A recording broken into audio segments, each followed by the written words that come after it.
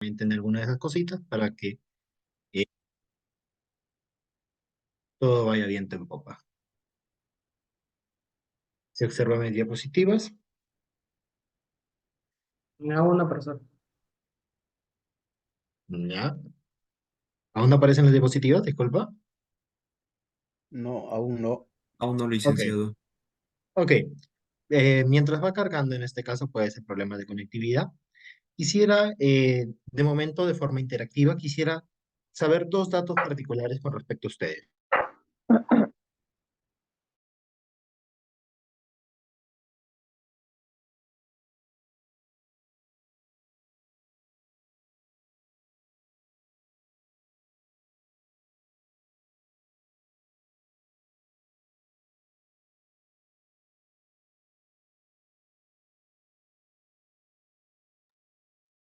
¿No se le escucha? Un momento, por favor. Seguramente el licenciado ahorita se vuelve a iniciar. Por favor, un momento.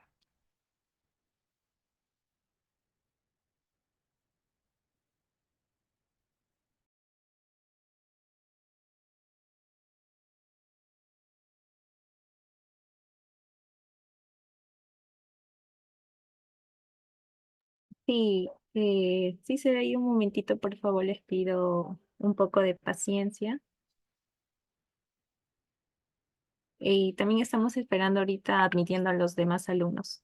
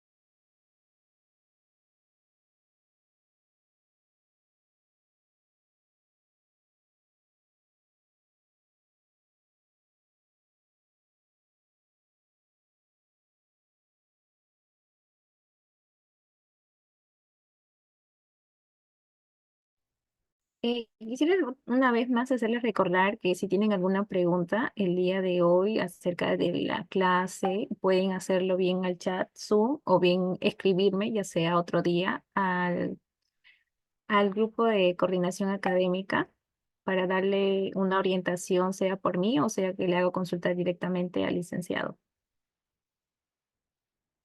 El día de mañana se estará brindando lo que es los PPTs del día de hoy expuesto, la clase grabada y también se va a dejar la primera actividad.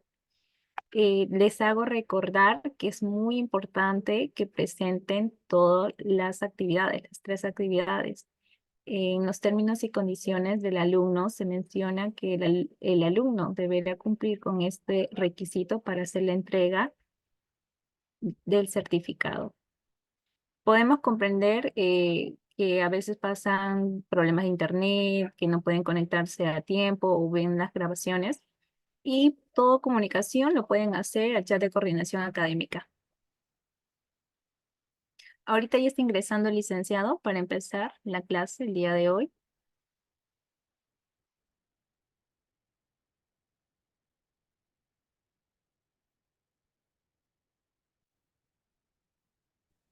Me disculparán, disculpen, no tengo que pasar con el internet. A ver.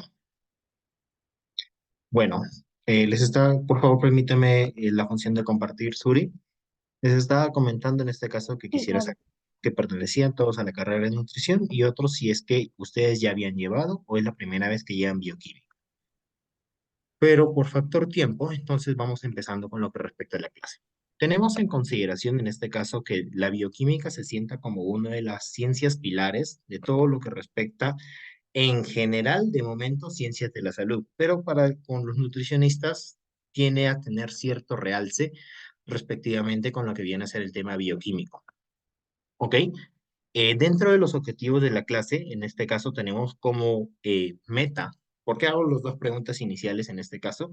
Tenemos en consideración que muy posiblemente a veces hay personas que no han llevado de momento la materia o quizás a veces no pertenecen tampoco al tema de la carrera, por lo cual vamos a tratar de que eh, la metodología de aprendizaje o la curva de aprendizaje sea óptima para con todos o la gran mayoría, teniendo en consideración que, como estaba mencionando, es una ciencia base. Algo que quisiera que se quede claro con respecto al tema de bioquímica, porque muchas personas cuando ven este curso de por medio tienden a veces a tenerle cierto recelo o temor debido a que posiblemente se encuentran con nombres muy raros de por medio, unas rutas metabólicas un poco complejas, imágenes que de una u otra manera terminan mareando a las personas y de una u otra forma. Ok, listo.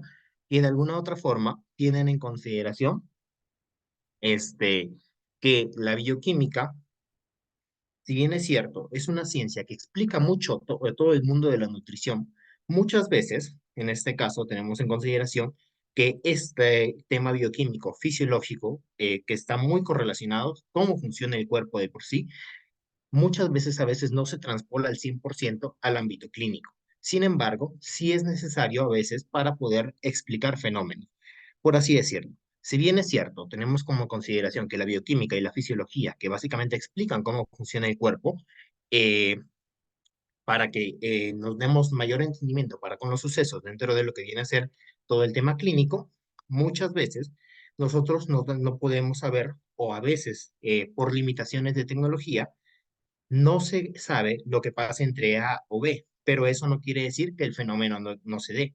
Es decir, la bioquímica es muy bonita, es cierto, te explica muchas cosas de por medio, es verdad, pero son ciencias básicas. En la aplicación clínica, si en el caso, pues algunos quieren llevar o tienen como objetivo transpolar estos conocimientos a veces al ámbito ya aplicativo, a veces no se va a dar todo al 100%. Por eso, si bien es cierto, es un curso que a veces parece complejo, no le tengamos mucho miedo de por medio, porque no es necesario que nos sepamos al pie de la letra todos los procesos, sino que los entendamos y sabremos y aprendamos básicamente los principios de los mismos. ¿Ok? Dando visto lo anteriormente mencionado, comencemos con el tema de lo que viene a ser introducción a los fundamentos de la bioquímica.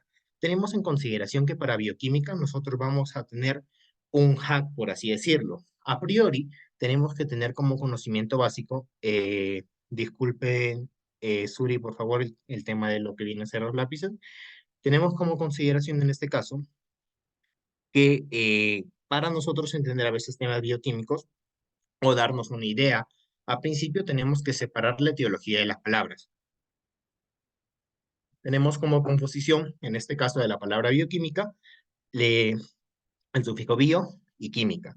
Podríamos en este caso definirlo como la química de la vida o la explicación de la misma mediante la química. Por lo cual, nosotros tenemos en consideración que dentro de nuestro planeta tenemos múltiples elementos que hacen posible lo que nosotros apreciamos para con el entorno, ¿cierto? Dentro de nuestro planeta Tierra nosotros, a través de años y años de investigación, hemos descubierto la matriz elemental que de alguna otra forma explican los sucesos que nosotros llegamos a apreciar para con los sentidos. Por lo cual, en este caso, como les estaba diciendo, no todos tenemos los mismos conocimientos base. Y quisiera hacer una pregunta para recordar lo que puede ser quizá química general. ¿Cuántos elementos químicos existen dentro de lo que viene a ser la existencia del planeta Tierra? Y por otra cosa también, ¿en qué forma o en qué herramienta lo manifestamos? ¿Dónde podemos encontrar estos elementos y cuántos son? ¿Pudieran, por favor, ustedes 121, 116? ¿Quién da más? ¿Quién da menos? Bastante, muchos. En este caso, ¿alguien más? 118 milagros, 118, 118. 108, muy bien, 118, 100 o 119. Sean, vamos adelantándonos un poquito más, se ven reflejados en la tabla periódica 118. Y es que dentro de lo que viene a ser la tabla, si bien es cierto, durante el transcurso de los años se han ido descubriendo uno que otro más, pero tenemos en consideración que como materia o esencia general, que se consideran 118. Ahora, la clasificación de estos se van a dar por diversos motivos, peso molecular o número atómico en este caso, pero ahora, haciendo subdivisión de los 118 según la naturaleza de su existencia, según la forma en la cual fueron descubiertos, quizás se utiliza. ¿Alguien sabe cuáles son las dos clasificaciones según naturaleza que corresponden a estos 118 elementos? Según la naturaleza a la que responden. Metales, no metales, gases nobles, quizá algunos, pero aparte de eso pueden tener otra clasificación. Orgánicos e inorgánicos, ya. Metálicos, no metálicos, por allí van en ese caso. Tenemos en consideración que dentro de estos elementos químicos tenemos algunos que han sido descubiertos por el hombre y otros en los cuales han tenido que haber intervención de los mismos. Haciendo la subcategorización por sintéticos y naturales, tenemos Lo como, escribo. por favor, el tema de los micrófonos. Tenemos en consideración, tenemos la subcategorización en 90 naturales y 28 sintéticos. Ahora, tenemos como vista primaria que, si bien es cierto, como dice, los naturales son aquellos que se descubrieron de forma eh, normal o sintética, tenemos en consideración que hay algunos que han sido creados por el mismo hombre. Y estos sirven básicamente para ámbitos muy especializados. Básicamente, por ejemplo, el tema de algunos bioelementos son utilizados como isótopos en terapias paliativas, por ejemplo, con el tema del cáncer, algunos como marcadores para poder quizá hacer estudios que corresponden a lo que puede ser quizá la medicina nuclear, entre otros tipos de aplicaciones que tienen estos elementos sintéticos. Básicamente, ¿cómo se dan la formación de estos sintéticos? Podría llamarse que en este caso se pueden dar por fusión nuclear. No sé si aquí un ejemplo para poder quizás hacerlo un poquito más gráfico sería, no sé si aquí alguno es fan de lo que puede ser los cómics. Dentro de lo que viene a ser, por ejemplo, el mundo de DC, tenemos como ejemplo, por ejemplo, Flash, el hombre más rápido de la Tierra. En un punto de la trama, ellos comienzan a saltar dentro de lo que viene a ser el espacio-tiempo, ¿cierto? Ya, ahora, dentro de lo que viene a ser toda esta armazón de la trama de la película, se nos presenta un acelerador de partículas, ¿cierto? Básicamente en la cual, como su nombre lo indica, dos sustratos son metidos dentro de una máquina especializada y son acelerados a un punto en el cual hacen una fusión de sus núcleos y de esa manera pues puede darse como resultado lo que puede hacer un elemento sintético de por medio. Ahora, como les dije, tienen razones de ser muy especializadas dentro de la medicina nuclear, dentro de lo que viene a ser isótopos, dentro de lo que viene a ser marcadores, entre otras funciones a las cuales se les atribuye este tipo de clasificación. Ahora, teniendo como base lo anteriormente mencionado, nosotros, como les dije, dentro del mundo de la bioquímica es importante subdividir las palabras que se nos anteponen para con nosotros. Si la bioquímica básicamente explicaba la química de la vida, por así decirlo, podríamos definirlo así.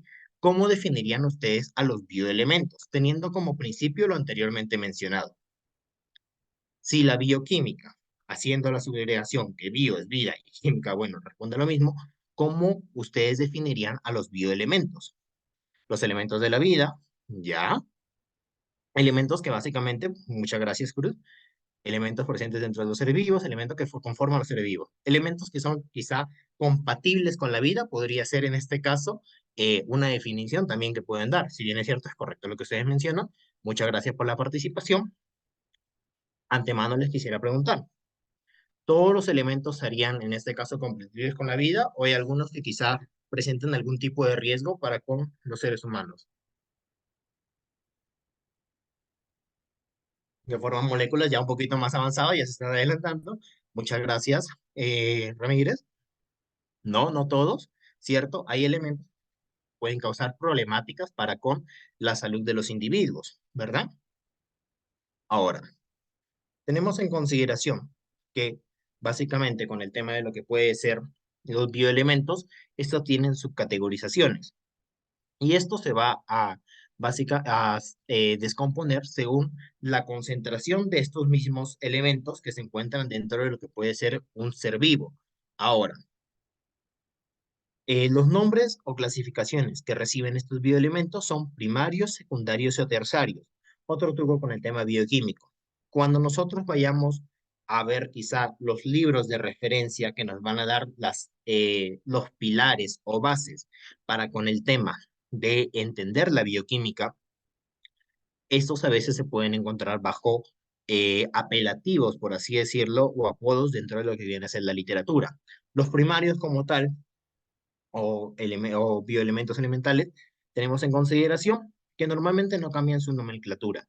Dentro de lo que viene a ser la clasificación de los secundarios, sí hay un apodo que reciben a veces que vienen a ser posiblemente los oligoelementos y los terciarios que a veces son conocidos como bioelementos traza.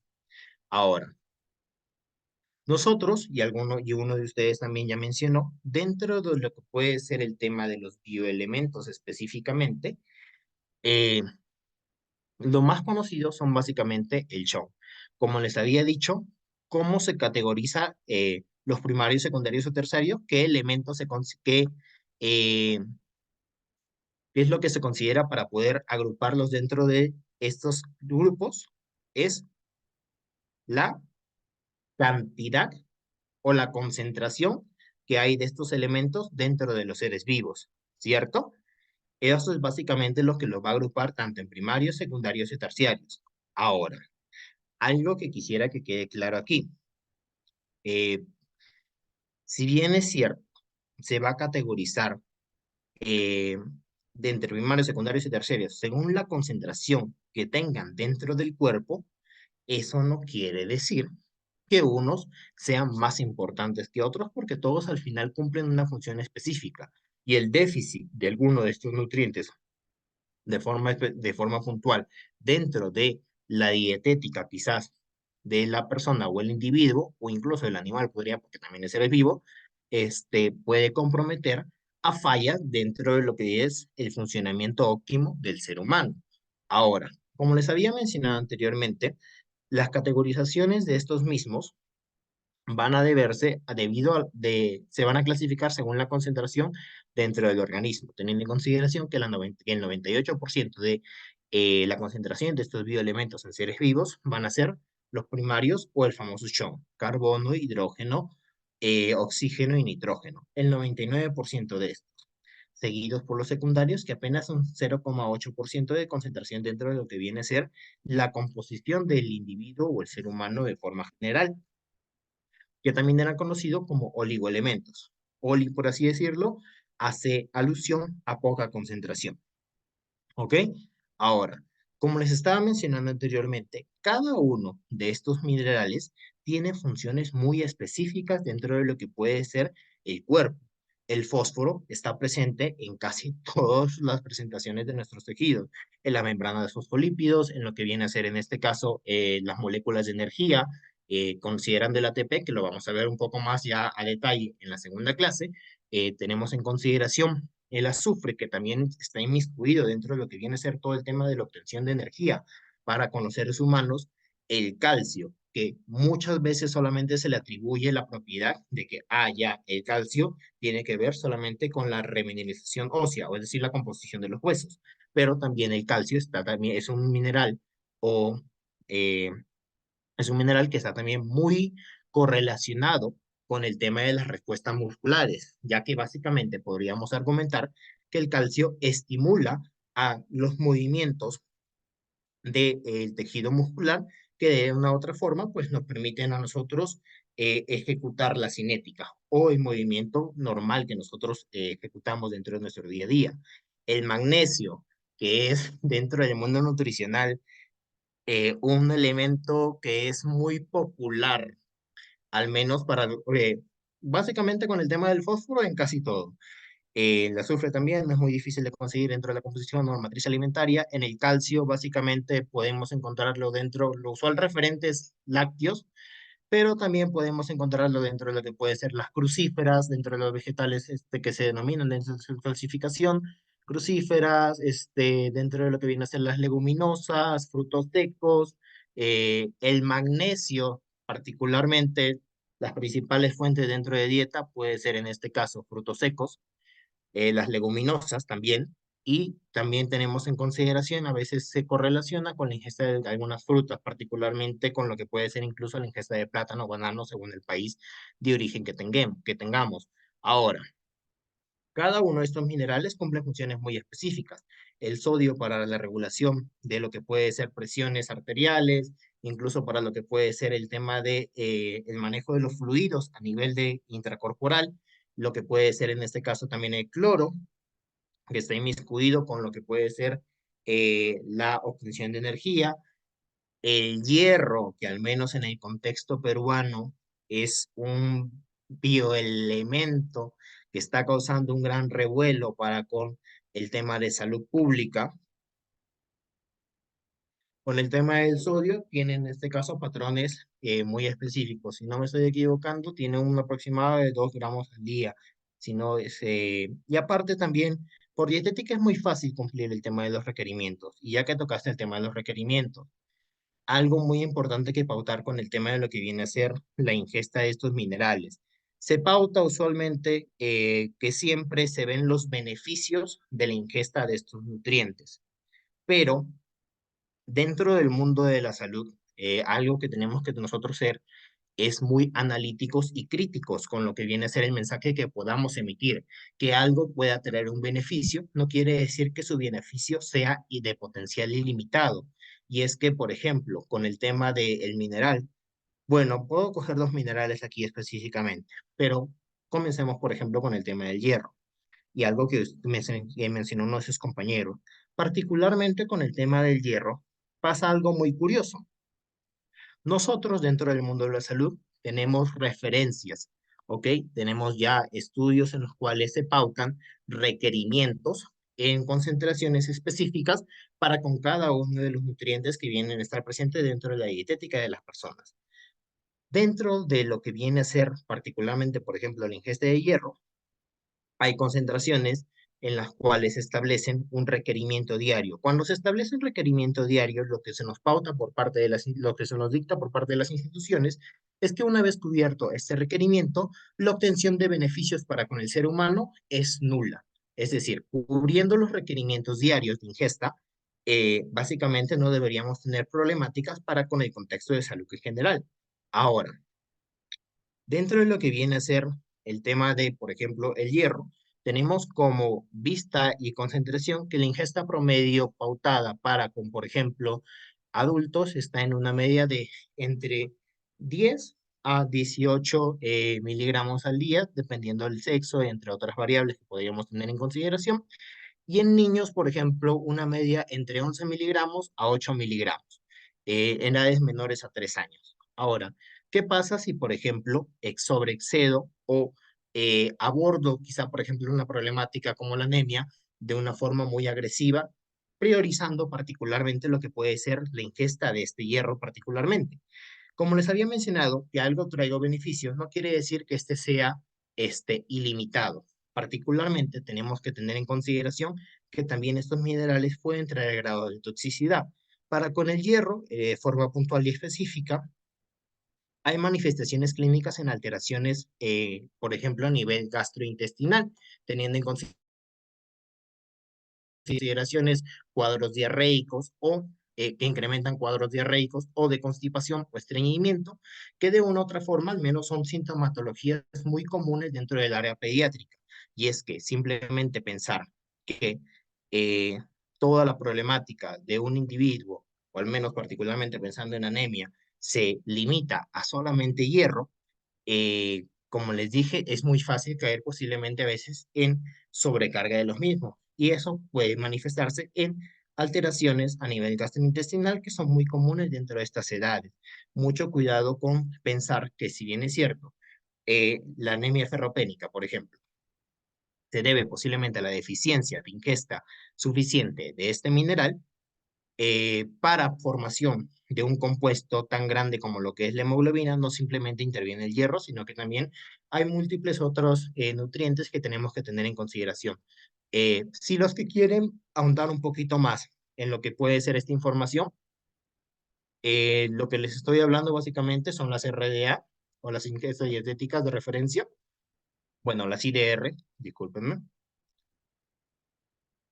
Las IDR, que las pauta básicamente las ingestas dietéticas de referencia, y estas son pautadas por dos instituciones a nivel mundial, dentro de lo que viene a ser el mundo occidental, el Instituto Nacional de Medicina, o la IOM, y por parte de la Unión Europea, el EXA.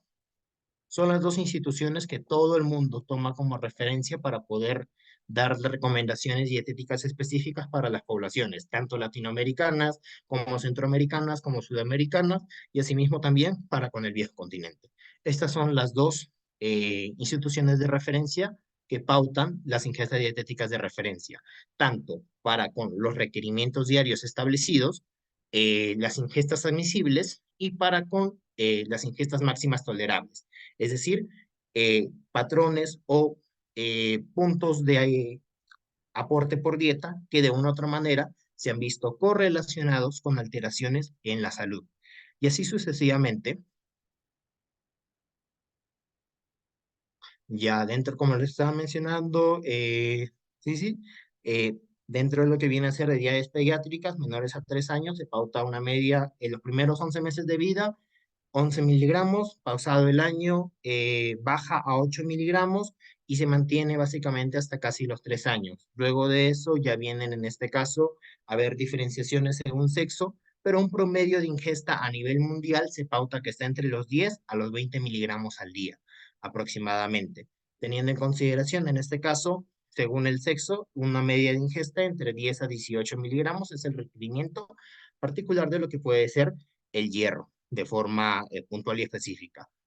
Pasada la etapa menopáusica posiblemente de la mujer, volvemos a requerimientos entre 8 a 10 miligramos al día aproximadamente de requerimiento específicamente de hierro. Cuando hablamos de ácido fólico, en este caso estamos hablando de vitaminas. Ahora de momento no nos desviemos, estemos básicamente con lo que es minerales. Pero como han podido denotar, la narrativa de todo esto es resaltar, si bien es cierto, las concentraciones son menores al 1% dentro de lo que vienen a ser las concentraciones tanto de elementos o elementos de traza o terciarios, cada uno de estos cumple funciones muy específicas, que si de alguna u otra manera faltan dentro de la dietética de las personas, causan problemas que pueden llevarnos a temas muy macro, con el tema de la anemia, el tema de subdesarrollo a nivel cognitivo, el tema de afecciones a nivel clínico de lo que puede ser el apetito, por ende bajo desarrollo del individuo,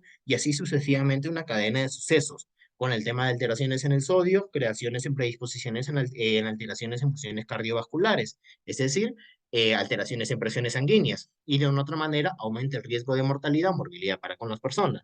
Y así sucesivamente con cada uno de estos. Algo muy particular de entre todos estos es el magnesio. El magnesio pasa algo muy curioso.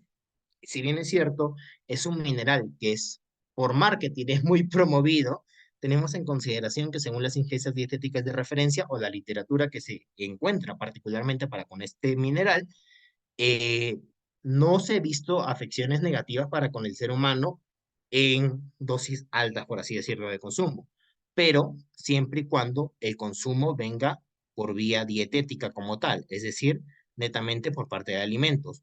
Bajo esquemas suplementarios mayores a 400 o 500 miligramos, muy posiblemente, o al menos se ha visto correlaciones con lo que puede ser alteraciones a nivel de salud.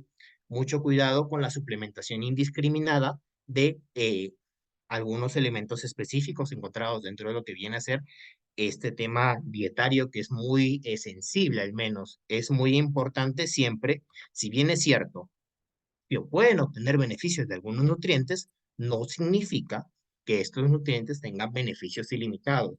Es bueno saber los pros y los contras para que de alguna otra manera no caigamos en sensacionalismos o marketing muy agresivos con lo que puede ser la dosificación de estos nutrientes específicos. Igualmente con los terciarios tenemos en consideración el flúor que entra mucho dentro del tema de remineralización ósea, el cromo que también viene a coger parte importante de lo que puede ser el tema de obtención de energía por parte del cuerpo, y con el cobre también se ha visto correlaciones con desarrollo cognitivo, entre otros. Siempre estos responden a justas medidas. Con el tema del yodo, por ejemplo, también se han visto alteraciones a lo que puede ser incluso nivel endocrino o nivel hormonal, alteraciones de algunos compuestos que causan muchas alteraciones en el problema de salud. Pero básicamente la narrativa sigue el mismo. A pesar de que las concentraciones sean ínfimas o muy pocas dentro de la concentración del cuerpo, cada uno de estos minerales cumple roles muy específicos y especializados en todo lo que viene a ser el funcionamiento del cuerpo. Como les estaba mencionando, a ver, la suplementación de citrato de magnesio empieza a ser efecto bastante, dependerá mucho de tu punto de partida, Jimenita, teniendo en consideración que las ingestas dietéticas de referencia pautan requerimientos diarios, ¿ya? Diarios. Usualmente, los suplementos de nutrientes muy específicos tienen efecto en personas que no tienen una dietética óptima o, por así decirlo, balanceada que cubra sus nutrientes. Cuando hay deficiencia de nutrientes dentro de la dieta, es muy posible que entonces, por arte de magia, supuestamente, consumimos el suplemento y decimos, ah, ya, este suplemento me hizo genial. Muy posiblemente, si es que no sabemos nuestro punto de partida, entramos en este error, por así decirlo. Como no consumimos los alimentos necesarios, entonces, pues, entramos en deficiencia. Como estamos en deficiencia, no obtenemos los beneficios. Entonces, automáticamente, al momento de suplementarnos, entonces ya ahí es como que decimos, ay, este suplemento es la maravilla porque bueno, ¿no?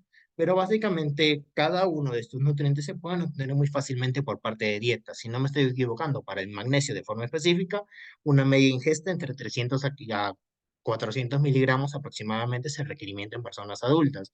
Y no es muy difícil de cubrir, como les dije, con semillas, con lo que puede ser frutos secos o con las leguminosas dentro de la dietética regular de las personas. Pero hasta aquí el mensaje va quedando claro, creo, o quizás no para con algunos, si bien es cierto, algunos de estos nutrientes o elementos pueden estar muy distribuidos dentro de lo que puede ser el cuerpo, que tengan concentraciones muy ínfimas dentro de lo que viene a ser la composición corporal, no menosprecia o no debería ser en este caso desvalorizada la función que cumplen, ya que, como les dije, la deficiencia de algunos de estos puede causar a largo plazo, bueno, a veces ni siquiera a largo plazo, eh, pueden causar alteraciones en el funcionamiento óptimo del ser humano.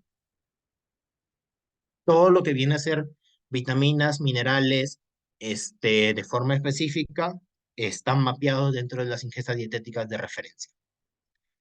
Como les dije, las dos instituciones, bueno, les voy a escribir para con los que son más curiosos, el Instituto Nacional de Medicina y la EXA. Esas son las dos instituciones que pautan las ingestas dietéticas de referencia. Ninguna otra institución a nivel de lo que puede ser global, al menos lo que tengo de conocimiento, tiene la capacidad y tecnología para establecer estos requerimientos. ¿Ok? Estas son básicamente las instituciones que te pautan las ingestas dietéticas de referencia, tanto para como micronutrientes, engloba tanto minerales como vitaminas, y incluso dentro de lo que viene a ser el tema de macromoléculas, que más adelante vamos a ver, hay una en específico que es muy controversial en el mundo de la nutrición, que está también pautada con una ingesta dietética de referencia. Pero eso ya quizá hablaremos un poco más en la segunda clase. Pero el mensaje hasta el momento va quedando claro, ¿cierto? Que las concentraciones sean ínfimas no menosprecia el efecto que puede causar la deficiencia de alguno de estos dentro del cuerpo, ¿verdad? Hasta aquí vamos quedando claros con todo el tema de lo que, con todos los temas tocados.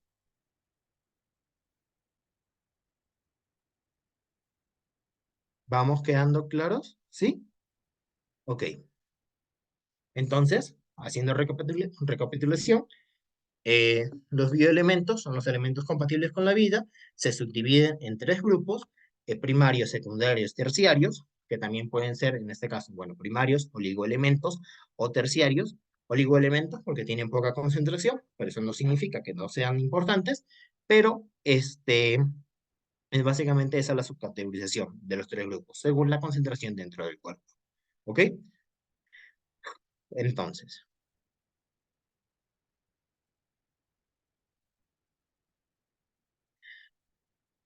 si nosotros hasta aquí ya hemos visto el tema de los bioelementos, tenemos en consideración que la bioquímica se refiere a la química compatible o que explica la vida o que es compatible con la vida. Los bioelementos, elementos que son compatibles con la vida. Una de sus compañeras ya definió, pero ¿ustedes cómo definirían, siguiendo ese patrón, qué serían las biomoléculas para con ustedes? ¿Nos dejará anotaciones para entender mejor? Recuerden que el tema de las clases están siendo totalmente grabadas y si tienen alguna duda extra, de igual manera, pueden acercarse o pueden manifestarlo a través de coordinación académica. Puedo darles, si quieren, las referencias con respecto a lo que estoy mencionando para que de alguna otra manera, pues, los curiosos vayan a leer un poquito más. Moléculas formadas a partir de bioelementos. Muy bien, Raymond. Es la unión de los bioelementos, ¿cierto? De dos a más.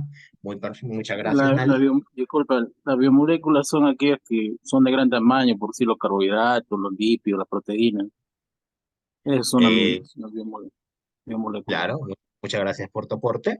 Tenemos en consideración, en este caso, que puede ser la conglomeración de los bioelementos anteriormente mencionados, que como mencionó su compañero, forman estructuras un poquito más elongadas o grandes, podríamos decirlo de forma rápida y simple, que cumplen funciones muy específicas o especializadas dentro de lo que es la dinámica corporal, ¿cierto?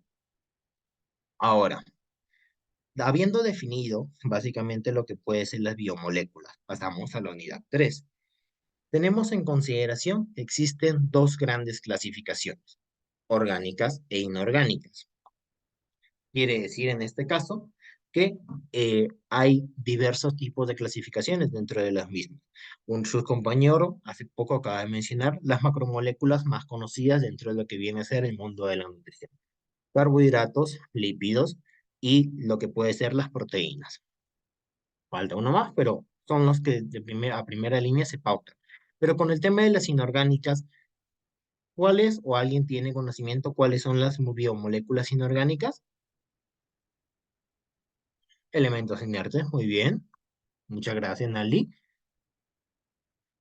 Agua, sales minerales, muy bien, Eduardo. Agua, sales minerales, gases, muy bien, Fanny. Micronutrientes, no necesariamente al 100%, pero podría decirse así. Ah, bueno, eso es un tema de dietética. No necesariamente tiene que hacerte mal. Bueno, una duda que puedo solventar de momento. No necesariamente tiene que hacerte mal. De hecho, en este caso, usualmente tienes que tener una condición fisiopatológica o una enfermedad muy puntual para que recién el gluten pueda causar inflamación a nivel intestinal más que todo, ¿no? Pero son temas de dietética en este caso que son muy específicos. No es eh, por así decirlo, muy correcto decir que un compuesto en específico causa un mal para con las personas en forma general. El tema de lo que viene a ser las alteraciones en la salud por la ingesta de gluten se da bajo contextos muy puntuales o específicos, no se aplica para con todos. ¿Ok? Claro, básicamente es, corroborando un poco lo que dice Eduardo, es la incapacidad de que el cuerpo degrade el gluten dentro de lo que viene a ser el tracto digestivo. Es como la intolerancia, podríamos decirlo que es como la intolerancia a la lactosa. El cuerpo no tiene la capacidad de degradar el compuesto, o sea, no tiene la enzima necesaria y por eso pues puede causar ese problema. Pero, como te dije, no se aplica para con todos.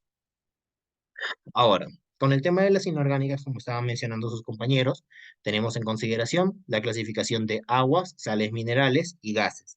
De forma simple, podríamos decir que la diferencia entre las biomoléculas, tanto Inorgánicas como orgánicas, podría ser un elemento diferenciador que está muy presente dentro de las biomoléculas orgánicas, que es el carbono.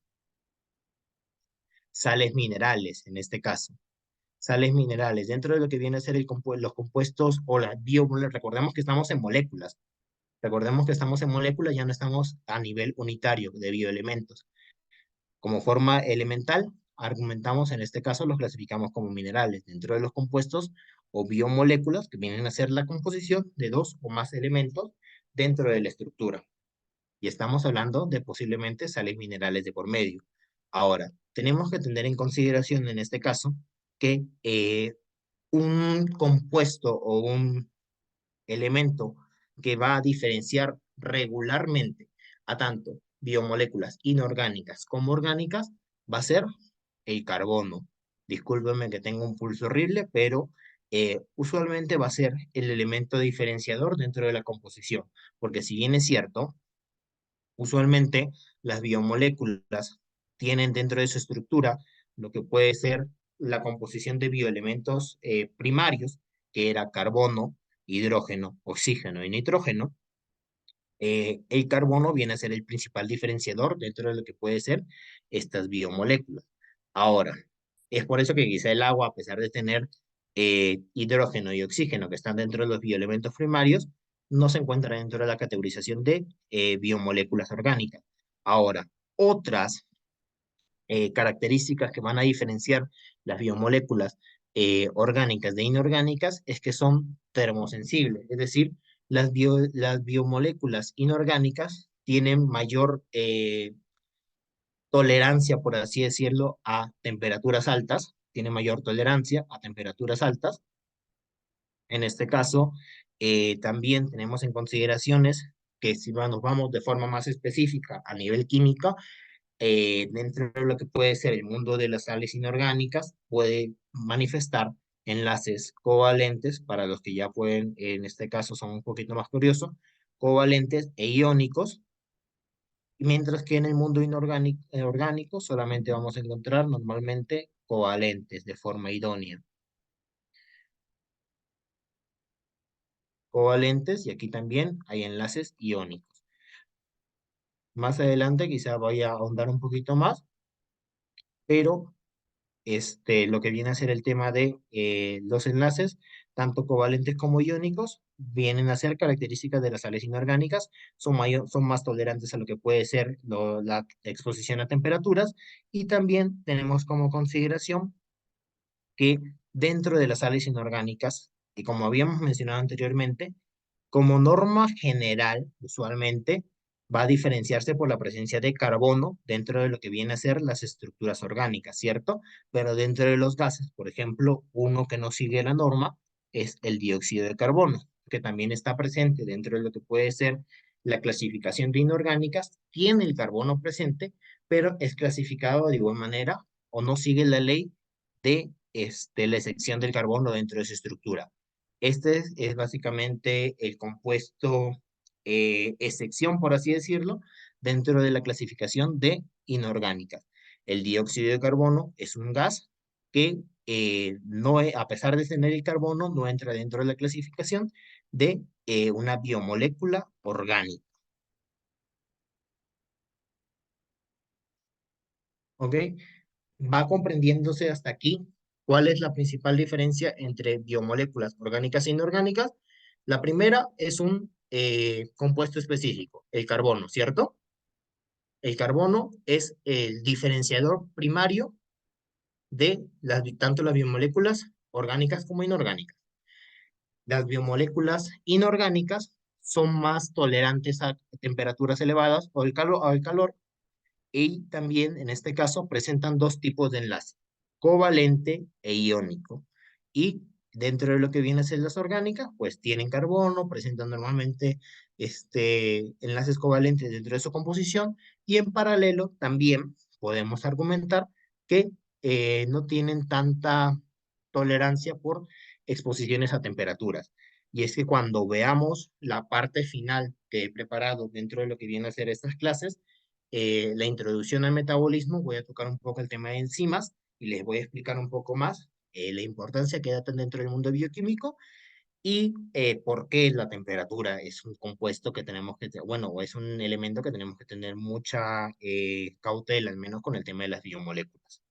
Pero con respecto a los fuentes de hidrógeno, en este caso, bueno, es la forma en la cual se unen las moléculas de agua, teniendo en consideración la atracción de polos opuestos. También, bueno, y entre otros también estructuras dentro de lo que puede ser el mundo bioquímico. Pero de momento quédense con los mensajes principales, las diferenciaciones entre moléculas inorgánicas y orgánicas. ¿Ok?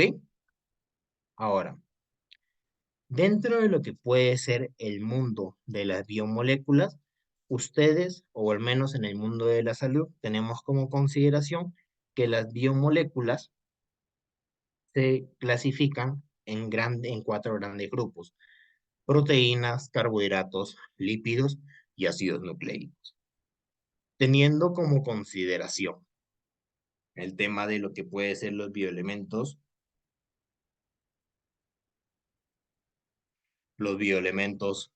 eh, primarios, tenemos como concepto carbono, hidrógeno, oxígeno y nitrógeno. Según la cantidad de elementos primarios dentro de su estructura, podríamos clasificarlo en cuaternarios dentro de lo que viene a ser las proteínas, debido a que tienen los elementos carbono, hidrógeno, oxígeno y nitrógeno. Principal diferenciador de una molécula, una biomolécula, un nutriente tan marketeado o promocionado dentro del mundo de la nutrición como la proteína.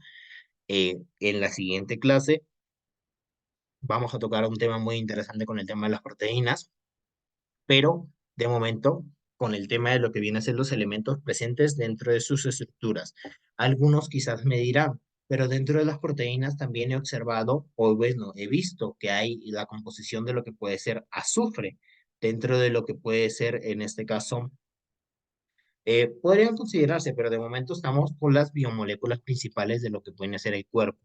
Tenemos en consideración proteínas, carbohidratos, lípidos y ácidos nucleicos, como regla general, pero subdividiéndolos por los bioelementos anteriormente vistos, estamos nosotros hablando que las proteínas contienen 4 de estos bioelementos dentro de su estructura. Si bien es cierto, hay compuestos proteicos que pueden tener azufre dentro de lo que viene a ser su estructura, esto no es como norma general para con todos.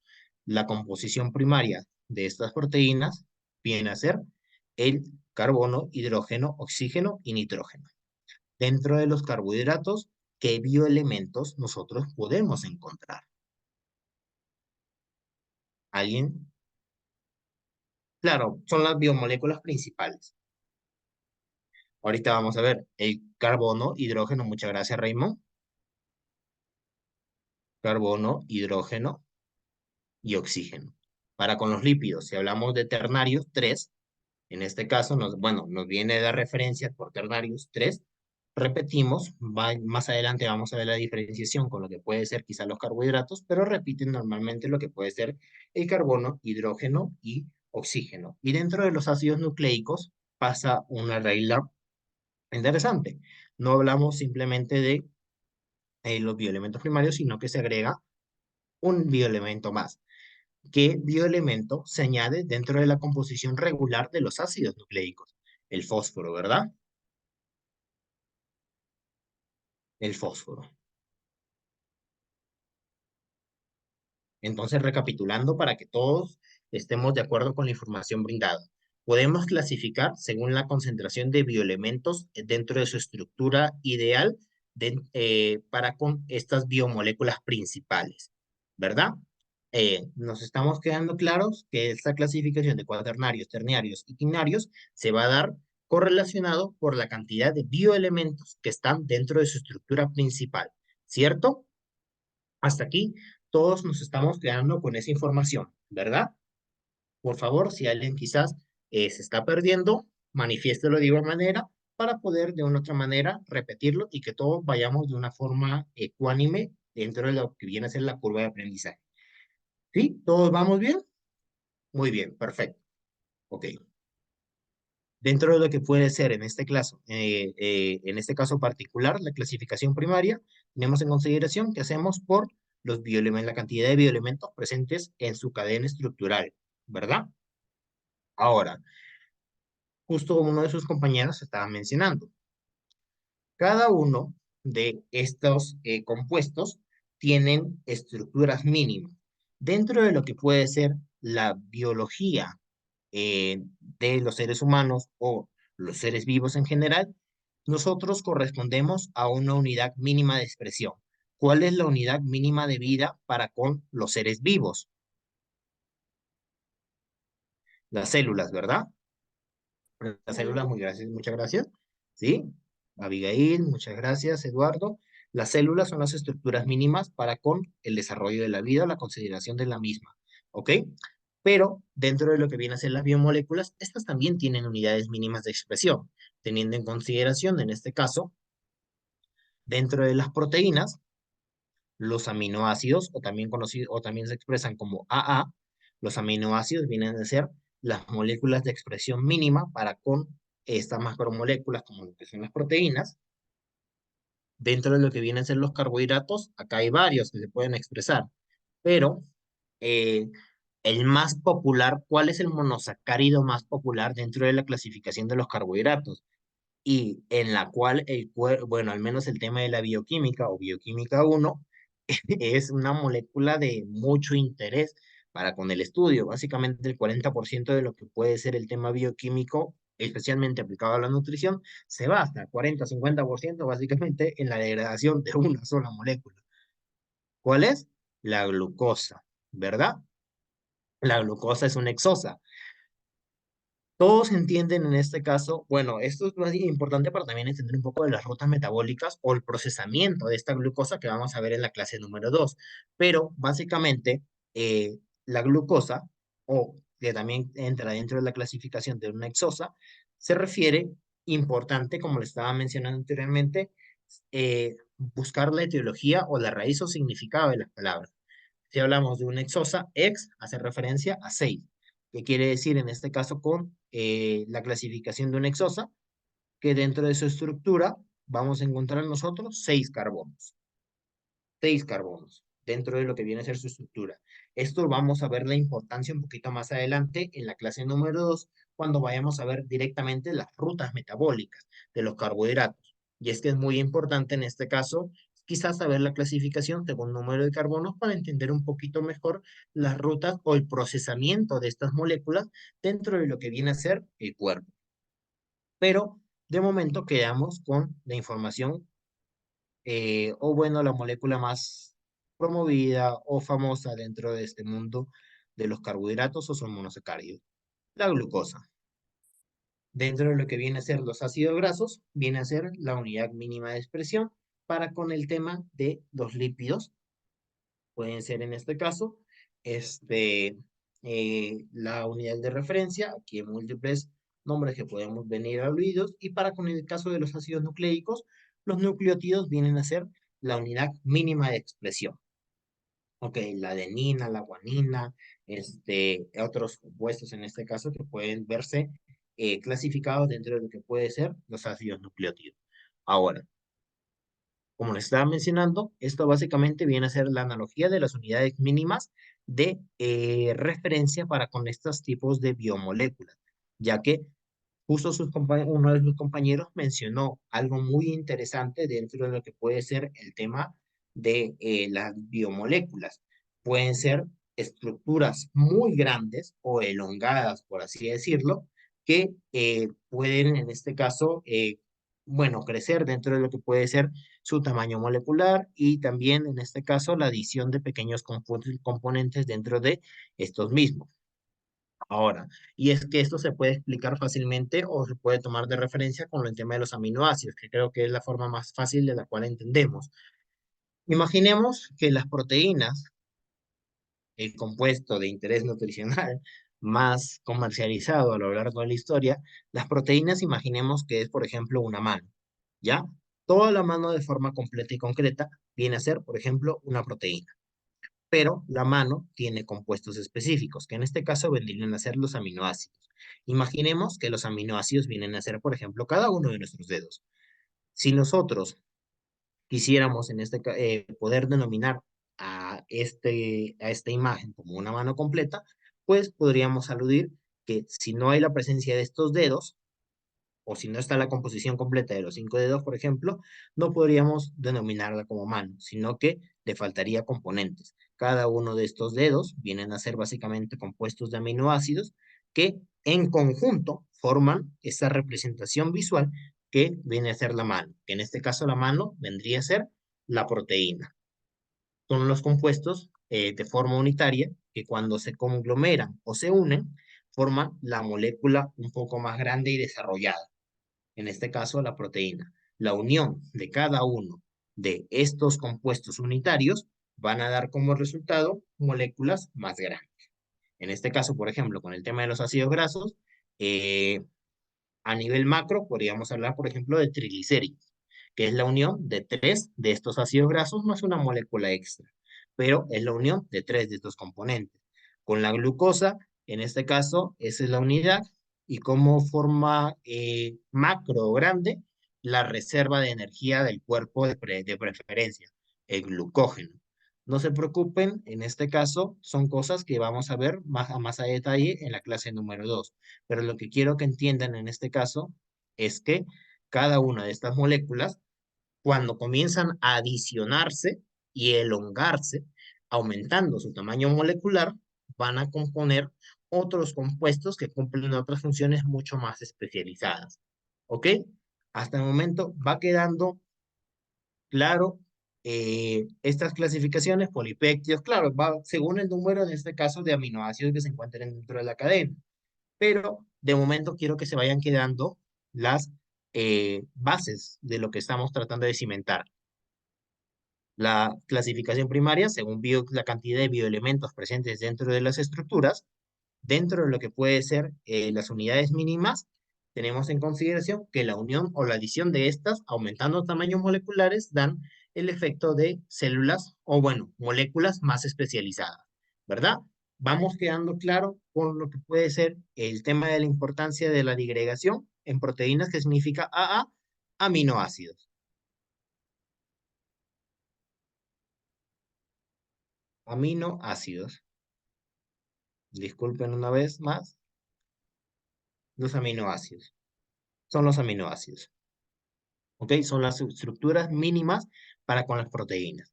Y la adición de múltiples aminoácidos van a dar como resultado final proteínas. Pero también tienen intermedios dentro de su composición. Pero quédate con eso de momento. La adición de los aminoácidos van a formar finalmente las proteínas. En este caso, ¿por qué la glucosa es un monosacárido? Ya, tenemos en consideración en este caso que la denominación de monosacáridos se va a dar principalmente por la función que pueden cumplir dentro de lo que viene a ser el tema corporal. Estas cosas no se preocupen, que más adelante lo vamos a ver dentro de las rutas metabólicas, más adelante en la clase número 2, pero quédense con la esencia de la clase número 1, las funciones que van a cumplir cada una de estas. ¿Ok? Ahora, tenemos en consideración que el tema de las unidades mínimas de estructura se van a dar dentro de lo que puede ser cada una de estas moléculas, tienen sus estructuras mínimas. Ahora, asimismo, como les estaba mencionando anteriormente, estos compuestos van a responder a uniones, ¿verdad? Y estas uniones, en 22 horas, ok. Tenemos en consideración que estas uniones se van a ver enlazados por enlaces específicos. Un azúcar. ¿Ya? Tenemos en consideración que cada uno de estos compuestos van a eh, van a verse inmiscuidos con uniones muy específicas, teniendo en consideración que los aminoácidos se van a agrupar mediante enlaces peptídicos, que vienen a ser las formas de unión por la cual estos compuestos se van a juntar, ¿ok? Mediante este tipo de enlaces. Enlaces peptídicos van a hacer referencia a lo que viene a ser proteínas de forma puntual. Con lo que viene a ser el tema de los carbohidratos, cada uno de estos monosacáridos van a ser unidos por los enlaces glucosídicos, y los lípidos, a pesar de tener los carbohidratos del carbono, hidrógeno y oxígeno dentro de su composición, al igual que los carbohidratos, su diferenciador va a ser básicamente el enlace que estos poseen, el enlace éster. Y dentro de lo que viene a ser la unión de los ácidos nucleicos, el enlace fosfodiéster. No se complica en la vida, como les estaba mencionando anteriormente, es básicamente la forma o la forma en la cual estos compuestos se van a unir. Eh, el tema de la bioquímica también alude mucho al tema de del memorismo de por medio, pero son las representaciones que de alguna otra forma nosotros vamos a diferenciar dentro del tema estructural de estas biomoléculas. Haciendo el repaso, en este caso podemos aludir que las proteínas se componen por carbono, hidrógeno y oxígeno y nitrógeno. Estas, a su vez, sus unidades mínimas de expresión van a ser los aminoácidos. ¿Cómo se van a unir estos aminoácidos para formar las proteínas? Mediante un enlace específico que venía a ser el enlace peptídico. Y de esa forma se van formando estas cadenas de aminoácidos que finalmente comprometerán o denominarán o se clasificarán dentro de lo que puede ser las proteínas a nivel final de composición. ¿Vale? Binarios, recordemos que la primera clasificación es según el número de bioelementos, de los bioelementos anteriormente vistos, teniendo en consideración que los ácidos nucleicos eran carbono, hidrógeno, oxígeno, nitrógeno y fósforo. Ternarios, en este caso con los lípidos, el carbono, el hidrógeno y el oxígeno. Con carbohidratos también carbono, hidrógeno y oxígeno. Y con los cuaternarios, el carbono, hidrógeno, oxígeno y nitrógeno. Estos a su misma vez, como les estaba mencionando, para que quede claro finalmente para con todos, estas macromoléculas tienen estructuras mínimas de expresión. Aminoácidos, monosacáridos, siendo en este caso para con los carbohidratos y el más famoso, lo que puede ser la glucosa, ácidos grasos, en el caso de los lípidos, y estos nucleótidos, que la unión de cada uno de estos van a dar finalmente estructuras más desarrolladas, como lo que pueden ser los ácidos nucleicos, los lípidos como los triglicéridos. En carbohidratos podríamos tomar como por ejemplo el glucógeno, hay estructuras un poco más complejas, y con los aminoácidos finalmente el tema de las proteínas. ¿Cómo se van a unir estas? Mediante enlaces muy específicos o formas de uniones muy específicas. Para con las proteínas el enlace peptídico, para con los monosacáridos el enlace glucosídico, para con los lípidos también el tema del enlace éster, y para con el tema de los ácidos nucleicos el enlace fosfodiéster. Vienen a ser las formas de clasificación primaria para con el tema de lo que son las macromoléculas. No se estresen, como les dije, en entender específicamente todos estos, porque cuando veamos un poco más el tema de las rutas metabólicas en la parte número 2, traten de agarrar la esencia. Traten de agarrar la esencia de las rutas y de esa manera quizás van a entender un poco más el tema de la bioquímica. Pero a primera línea vienen a ser estas las características de las biomoléculas que nosotros tenemos dentro de lo que puede ser el tema de la composición corporal. Proteínas, carbohidratos, lípidos y ácidos nucleicos. ¿Ok? Que responden a este tipo de clasificaciones. Ahora, transferencia PTF. Ya, en este caso tenemos en consideración que el tema de lo que puede ser la PTF también puede corresponder a procesos muy especializados dentro de lo que viene a ser el tema proteico. Pero como norma general, el enlace peptídico, en su esencia, usualmente en la literatura se hace referencia a eso nomás.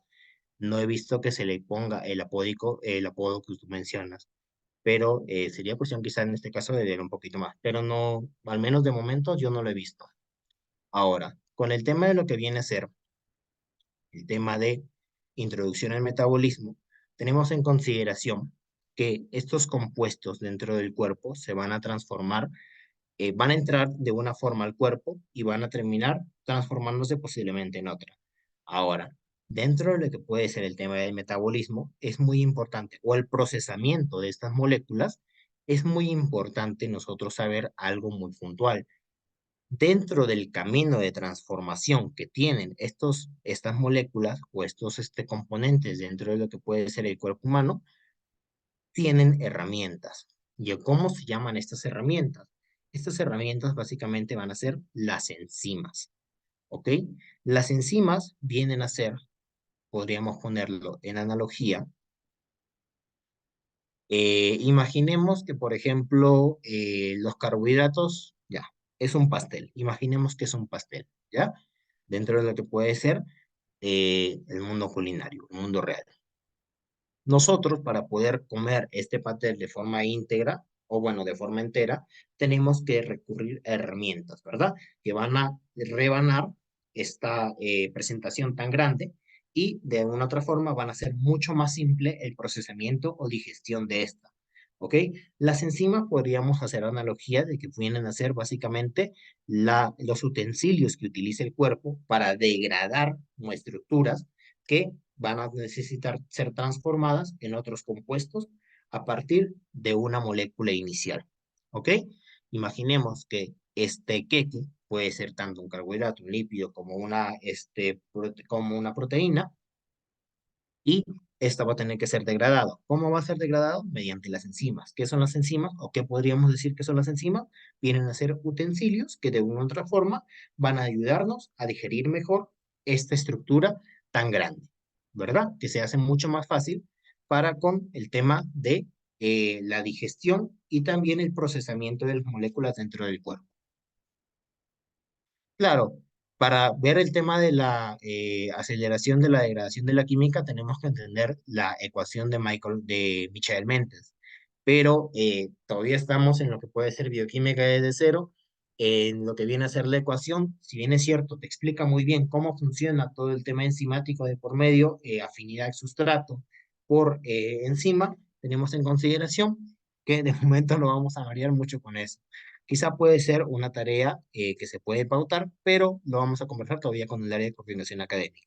Pero de momento quédense con la idea principal. Las enzimas son las herramientas que nos van a ayudar a procesar las moléculas o las estructuras a formas simples que van a hacer al cuerpo mucho más fácil el trabajo. Y también algo muy importante, que estas enzimas van a ser o son facilitadoras para que estos procesos de degradación se hagan de forma mucho más optimizada. Es decir, se hagan de forma lo más rápido posible y efectivo al mismo tiempo, bajo un correcto funcionamiento del cuerpo.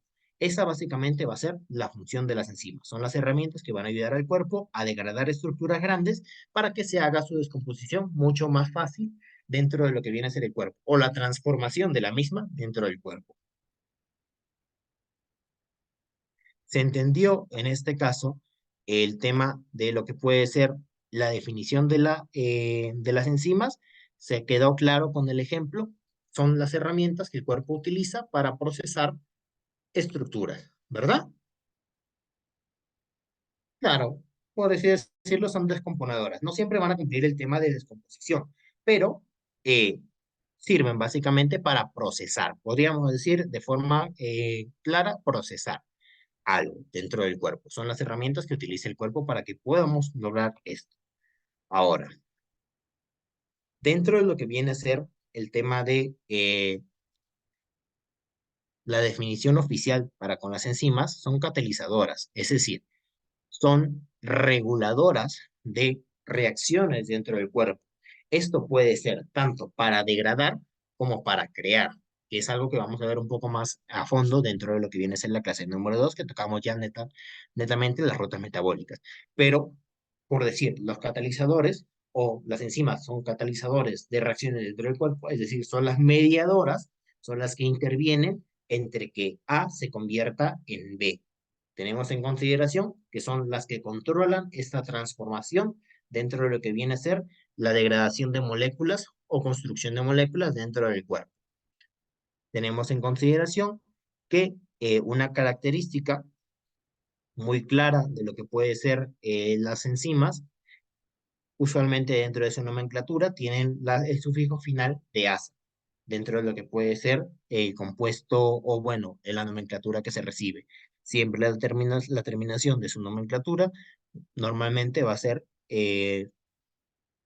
el sufijo asa. Asimismo, como son mediadoras de reacciones, pues como tal va a ser la directriz o va a tener en este caso el papel de dirección para con la transformación de la materia dentro del cuerpo o acontecimientos metabólicos. Y asimismo también, pues, esto va a ser regulado mediante lo que puede ser las necesidades de las células, ya que si nosotros, y esto también se explica bastante con lo que puede ser la ecuación de Michael-Mentes, para con aquellos que quieren un poco más afondar o para con el entendimiento de lo que viene a ser las enzimas, el entendimiento de la ecuación para poder entender básicamente esta definición específica que regula según las necesidades de la célula. Tenemos en consideración que para eso hay un modelo matemático que te va a explicar. Básicamente, hay enzimas que, por ejemplo, con el tema de la degradación o absorción de la glucosa, imaginemos, por ejemplo, la exopinasa y la glucopinasa que se van a encontrar en dos estructuras anatómicas totalmente distintas. Eh, Básicamente lo que explica la ecuación de Michael-Mentes, para que aquellos que en este caso quisieran saber, es cómo una enzima específica tiene cierto grado de afinidad de por un sustrato en específico o una molécula específica, en este caso la glucosa, y te explica por qué esta enzima va a actuar, tenemos en consideración ante cierta concentración de lo que puede ser esta molécula. Imaginemos, por ejemplo, que eh, una molécula específica va a actuar solamente cuando se encuentren tres o más sustratos o estructuras específicas dentro de lo que puede ser la concentración sanguínea. Cuando se encuentran tres, ella recién actúa, pero hay otras en específico que ni bien aparece esta molécula, pues ya comienza a trabajar. Pero la ecuación de Michael-Mentes básicamente explica que hay ciertas enzimas que se van a manifestar o van a efectuar su efecto ante cierta concentración específica del compuesto en cuestión. En este caso, se explica la afinidad de la enzima sustrato.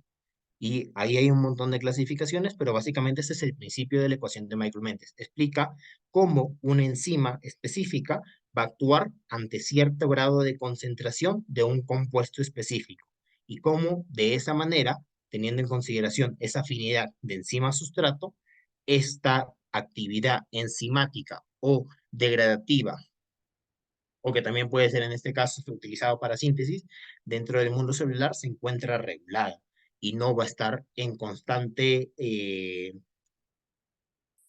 aparición o función de la misma.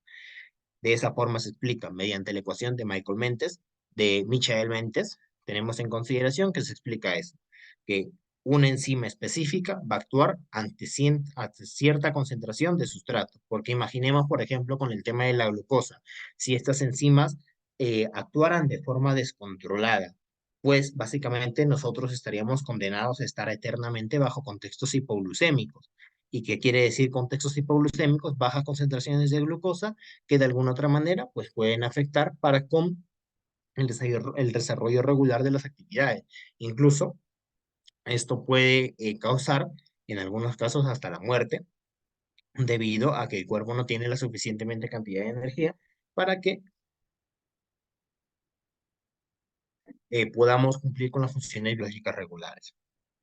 Pero la regulación básicamente se va a explicar por la afinidad de enzima a sustrato. ¿Cómo se va a entender esto? Mediante el análisis o entendimiento o integración de la ecuación de Michael-Mentes. Para con aquellos que quieren en este caso investigar más,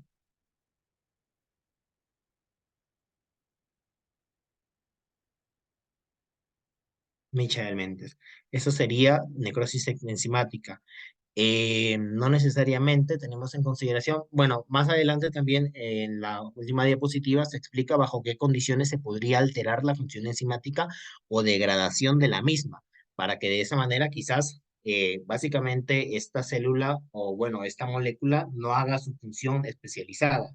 Tenemos en consideración que estas enzimas trabajan de forma muy exquisita También se mide la velocidad de reacción dentro de esta ecuación.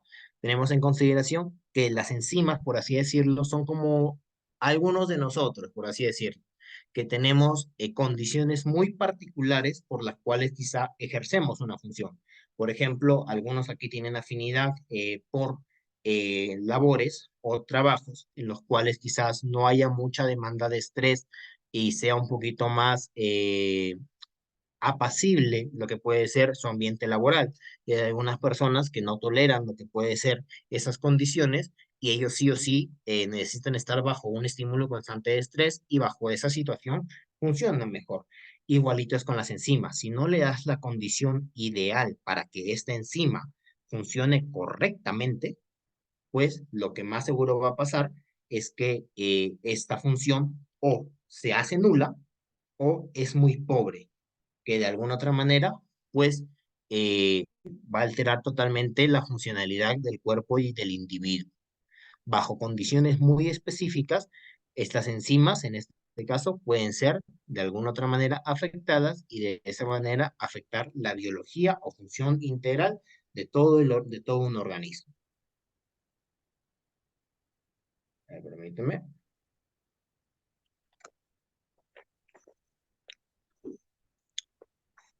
Básicamente lo que puede ser el tema de la representación gráfica de cómo funciona una reacción enzimática se puede explicar bajo el siguiente contexto.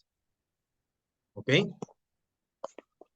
Tenemos en consideración, imaginemos, Suri, por favor, el tema de los micrófonos.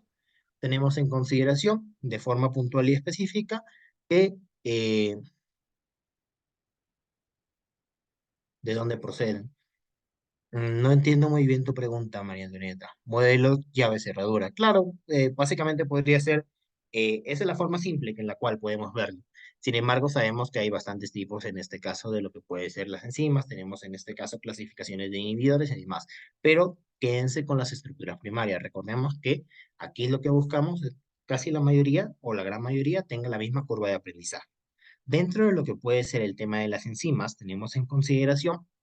Imaginemos que esto, no sé, es un pan. Imaginemos que es pan, ¿ya? Que es un pancito. Este eres tú. Tú vienes a hacer la representación de una enzima, por así decirlo. Tenemos en consideración en este caso que nosotros tenemos una dinámica para con la digestión, ¿verdad? Tenemos que coger componente, en este caso el pan, y tenemos que degradarlo en pedazos o retazos pequeños para que de alguna otra manera sea mucho más fácil de digerir para con nosotros. Imaginemos que el sitio activo pues puede ser la boca, ¿ya? Es la boca. Este pancito ingresa a nuestra boca para poder nosotros tener una bocanada de este mismo. Una vez el pan se sitúe dentro del sitio activo, que en este caso viene a ser la boca, pues lo que va a hacer es que nosotros cambiamos la estructura primaria de este pan. Antes era una sola unidad, ¿verdad? Pero nosotros al morderlo, pues lo podemos disgregar. Aquí lo mordemos y ya no tenemos un solo pan, sino que tenemos una migaja y la estructura primaria. Ya hay dos componentes totalmente distintos. En este caso, eso es lo que pasa básicamente con las transformaciones enzimáticas. Imaginemos en este caso que ingresó una estructura unitaria, como lo que puede ser, no sé, eh, el almidón, por ejemplo, que es un compuesto de carbohidrato muy grande, y nosotros comenzamos a nivel enzimático a degradar cada uno de lo que pueden ser los compuestos unitarios de esta estructura grande. Y de esa manera, pues una vez que ya ocurre esta transformación, que nosotros ya mordimos este pan, finalmente van a haber residuos que vienen a ser los compuestos de esta reacción enzimática. Es decir, aquí en este caso ya pasaron las migajas de pan, ya se transformó de la unidad macro a una unidad mucho más fácil de metabolizar o procesar para con el cuerpo. Eso puede ser degradativo o anabólico o para hacer síntesis. Pero eso es básicamente la forma en la cual funcionan las enzimas. Ingresa a una estructura macro, se coloca dentro de la estructura específica, hay una reacción puntual que puede tener algunos intervensores como vitaminas, minerales o otros compuestos, y de esa forma se hace la transformación de la materia, dando como resultado productos finales. Se entendió la dinámica funcional de lo que puede ser el tema de las enzimas. ¿Entendieron el principio? ¿Todos les quedó claro? ¿Sí? Ok. Eso viene a relatarse particularmente con el tema de lo que es cómo funcionan las enzimas dentro del cuerpo, que hay múltiples otros factores en los cuales en este caso podemos incidir, inhibidores, sitios activos por competencia, entre otros tipos de composiciones, pero quédense con los conceptos básicos. Recordemos, como les dije, aquí lo que buscamos es que se entiendan los procesos primarios para que de alguna otra manera cuando se vean ya las partes complejas, se pueden entender para con todos al 100% o la mayoría al menos en su totalidad. Esta es la forma en la cual funcionan principalmente todo el tema enzimático de por medio.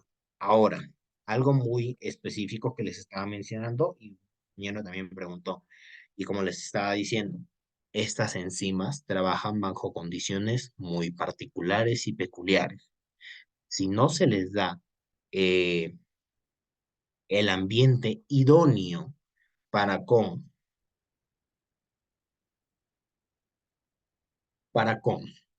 tu correcto funcionamiento, lo que va a pasar es que estas básicamente se van a revelar. Se van a revelar y no van a, o trabajan muy lento y el cuerpo pues obviamente allí entra en un estado de estrés, por así decirlo, por acúmulo de sustrato y hay un montón de problemas, pues o pasa eso o básicamente dejan de funcionar. Pero, ¿cuáles son idealmente las condiciones que van a ser eh, críticas para con estos sustratos específicos? Tenemos en consideración la cantidad de sustrato, ya que imaginemos que, como les dije, tú eres una enzima, ¿ya? Tú eres una enzima. Pueden pasar dos cosas. O te dan muy poco sustrato, muy poco trabajo y te aburres de la labor que estás ejerciendo,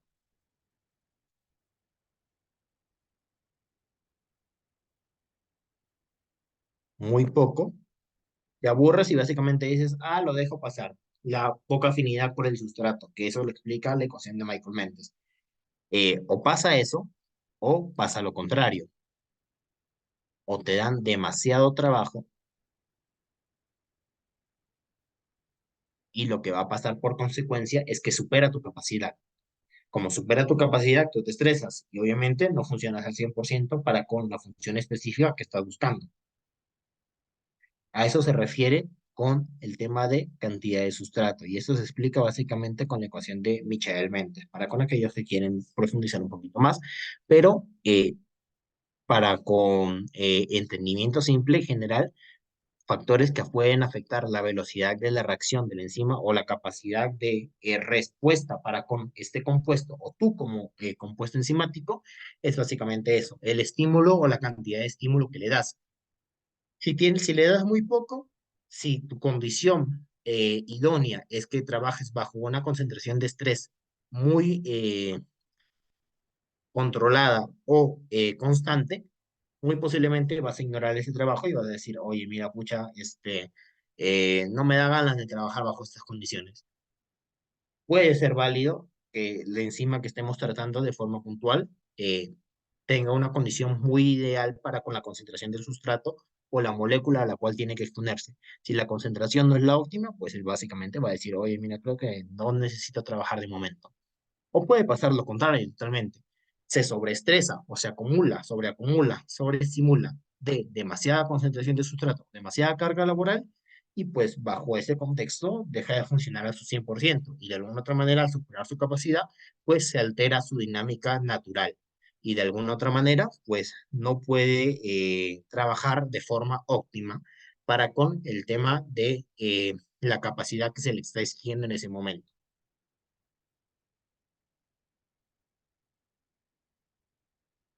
De Michael Méndez. Micaeles Méndez. ¿Ok? Se entendió en este caso por qué la cantidad de sustrato a la cual se expone la enzima es un factor que puede afectar la velocidad o la capacidad de respuesta de la enzima. Sí se entendió? El por qué la cantidad de o grado de estrés que puede someter para con la enzima es importante y puede de una u otra manera afectar su capacidad de respuesta para con el procesamiento. ¿Se entendió el tema de la cantidad de sustrato como un factor que puede afectar? Sí. Ok, listo. El tema de la temperatura es básicamente lo mismo.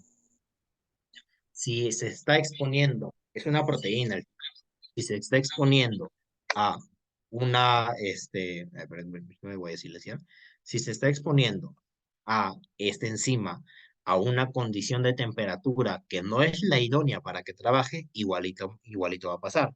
Si esta enzima trabaja idealmente, imaginemos, bajo temperaturas normales del cuerpo, 36 grados y demás, y comienza a haber una elevación de las mismas, puede pasar algo muy interesante. Se va a desnaturalizar esta proteína, es decir, va a comenzar a morir de a poquitos y de alguna otra forma, pues va a alterar su dinámica o su función inicial. Puede haber una degradación de la enzima y por ende, pues es como si básicamente renunciara. No tiene la capacidad de respuesta ideal y por eso, pues, esa función o ese mediador no se va a dar de forma óptima. Bajo una exposición a una temperatura muy elevada, que puede darse, por ejemplo, bajo factores de inflamación o infección, por ejemplo, el tema de la gripe, las citoquinas, de una manera, que es un compuesto del cuerpo que como forma de defensa, hace que haya un movimiento, una dinámica de movimiento celular constante, que el movimiento, por ende, eleva temperatura, va a, por así decirlo, fastidiar a este trabajador, que en este caso eres tú, esta enzima, y como estás fastidiado, pues básicamente o no trabajas o te vas. Una de dos. Si no se expone a la condición ideal de temperatura, pues eso es lo que va a pasar. Y pasa lo mismo con el pH, que básicamente es la concentración de hidrogeniones que van a estar presentes dentro de lo que puede ser el medio al cual se expone esta enzima. Si hay una alteración a nivel de pH, puede ser mediado, no sé, por factores de inflamación, puede ser mediado en este caso posiblemente por metaplasias, displasias, por ejemplo, con el tema de enfermedades de reflujo gastroesofágico, una constante exposición a lo que puede ser un pH ácido del estómago para con el esófago, que es un pH alcalino. eh, esa constante exposición a más concentraciones de hidrógeno, un pH más ácido, también va a alterar posiblemente algunas enzimas, quizá que funcionen hasta ese nivel, y de esa forma, pues, se altera la dinámica funcional del cuerpo. Si a la enzima no se le da la condición idónea para que él trabaje, es igualito que uno como persona o trabajador. Si no me dan las condiciones puntuales y específicas para que funcione de forma idónea, pues o renuncio o básicamente son CEO, por así decirlo, durante el ámbito laboral. Es básicamente la forma en la cual estos factores se van a ver o son críticos para con el correcto funcionamiento del tema enzimático. Ahora, eh, esto también es para con aquellos que quizá quieren entender y con esto, de verdad, el tema enzimático es algo que sí o sí te va a ayudar a entender mucho mejor todo el tema bioquímico, el tema de las rutas metabólicas, el tema de lo que pueden ser las transformaciones entre estas. Hay una clasificación, ¿ya? Hay una clasificación que reciben las enzimas según la función que reciben. Y esta, en el caso de la mala altura, en el caso de la mala altura, básicamente es la concentración de oxígeno que se va a afectar. Posiblemente sí hayan alteraciones, pero básicamente la distribución de lo que puede ser el oxígeno con el tema corporal y eso puede alterar quizá la dinámica de función biológica normal del cuerpo. Pero continuando con lo que estaba mencionando, la IEC o la Comisión Internacional de Enzimas le da una clasificación a todos estos compuestos según la dinámica puntual y específica que eh, cumplen dentro del cuerpo. Para con aquellos que son un poco más curiosos, quizás en este caso, si quieren investigar, igual manera yo les voy a alcanzar algunas literaturas para con el tema de esta clasificación a la coordinadora para que se les haga llegar. Aquellos que quizá quisieran incidir un poco más, ahondar un poco más en el tema enzimático, reaccionan ante la temperatura porque de una otra manera puede despolarizar o puede afectar, por así decirlo, su composición y pueden hacer que estas mismas se vayan degradando y de esa manera se afecta el sitio activo. Como se afecta el sitio activo, pues no hay función correcta. Y eso también de una otra manera puede conllevar a que esta enzima se vaya degradando. Es como una proteína, básicamente. Es una proteína, por así decirlo. Pero, bueno, ya cumpliendo las horas, habiéndome pasado 2 minutos de por medio, espero que les haya gustado la clase uno y los espero en la clase número 2 donde vamos a ver ya netamente el tema de rutas metabólicas, en las cuales se van inmiscuidos cada uno de los nutrientes que tenemos como puntos críticos de control. Eso ha sido todo para conmigo. Muy buenas noches para con todos. Muchísimas gracias, licenciado.